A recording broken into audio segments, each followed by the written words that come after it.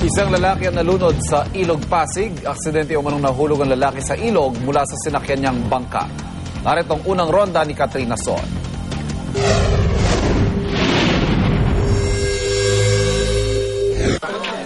Mula ng buhay ng lumutang ang katawan ng isang lalaking aksidenteng nahulog sa Ilog Pasig sa bahagi ng Santa Ana sa Maynila mag-aalas 11 kagabi. Kwento ng bangkero na si Carlito Nicolas.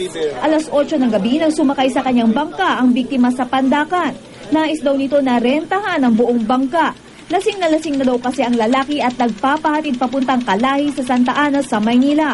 Pagdating daw ng Pantalan sa Kalahi, isa-isa nang nagbabaan ang mga pasaherong nakasakay sa bangka kasama na ang biktima. Nung nakaparada na ako rito sa tawiran ko, tinali ko yung bangka ko. Pag-ahon niya, bigla na lang po siyang natumba. Kasi lasing ako siya rin. Ngayon, ginawa ko naman tumalon na rin ako, tinihinabol ko siya.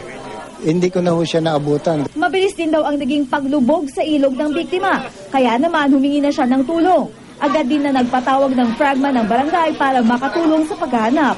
Makalipas ang 2 oras, lumutang ang katawan ng biktima sa tabi ng Pantalan. Nakilala ito na si Eugenio Baheta, isang mekaniko. Sa ngayon, under investigation pa yung kaso, hindi pa natin matukoy kung self-accident nga ba o accident na Basta iimbestigahan muna natin mabuti yung kaso. Titignan din natin kung may liability yung may-ari ng bangka at saka yung driver ng bangka. Paalala rin ng otoridad sa mga bangkero na kailangang isipin ang kaligtasan ng bawat pasahero.